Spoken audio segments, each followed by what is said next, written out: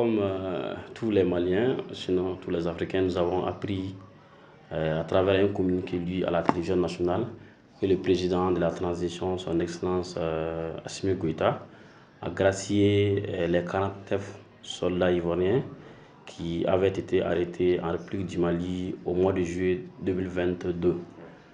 Également, il y avait beaucoup d'encre qui ont coulé pendant ce temps pour cette affaire et beaucoup de personnes se sont investies pour accéder pour faire à ce que ces militaires soient libérés.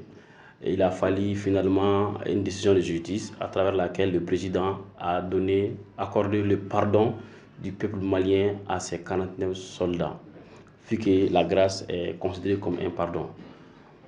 Pour un point de vue social, oui, c'est très bien parce que d'abord, je pense que c'est les politiques, sinon c'est la diplomatie qui a primé sur le droit. Un point de vue politique et diplomatique, c'est salutaire parce que ça permet une stabilité politique.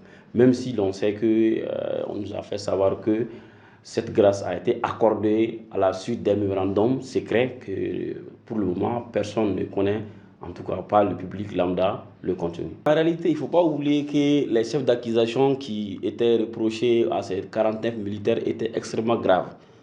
Quand on prend par exemple le cas de l'atteinte à la sécurité extérieure de l'État, le fait pour des personnes considérées comme militaires qui amènent des armes dans votre pays, ça peut être considéré comme de l'invasion. Donc si c'est le cas, c'est extrêmement grave. Ils ont été arrêtés et inculpés. Donc pour justifier leur responsabilité ou leur innocence, il fallait une décision de justice. C'est ce qui a été fait, même si l'on sait que la procédure a été très bien accélérée. Pour un début, notre président de la transition, il a respecté le principe de la séparation des pouvoirs en restant derrière le pouvoir judiciaire qui a d'abord mené ses investigations. Ensuite, la justice a rendu une décision. Donc c'est à l'issue de cette décision maintenant que le président de la République, qui est légalement investi du pouvoir de gracier, a quand même procédé à cette grâce.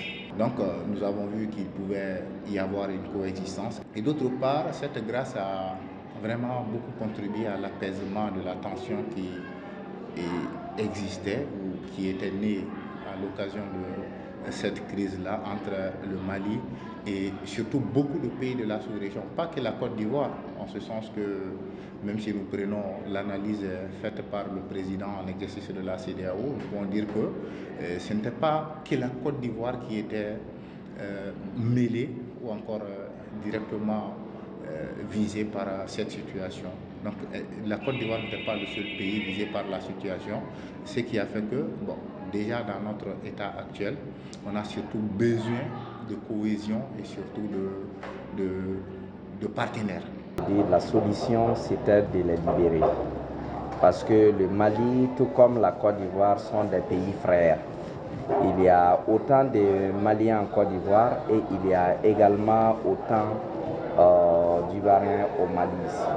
Donc il ne devrait jamais avoir de problème entre le Mali et la Côte d'Ivoire. Alors le fait de les libérer, moi je pense qu'ils ont pris même trop de temps. Ce que nous pouvons attendre à leur égard, je pense quand même qu'il y a des rancunes. Il y a des rancunes, mais le président ivoirien, il doit aussi comprendre que lui, il n'est pas là pour lui-même, mais il est là pour un peuple. Donc il ne devrait pas du tout avoir l'esprit de vouloir se venger du Mali. Lui, il doit aussi penser au peuple. Quand il pensera au peuple, je pense que notre relation va continuer sans de moindres problèmes. Et dernier mot que j'ai à souligner, moi je veux que la Côte d'Ivoire, tout comme le Mali, sache que la meilleure façon pour nous d'évoluer est d'accepter de vivre ensemble comme des frères, sinon nous allons mourir ensemble comme des idiots, d'après Martin Luther King.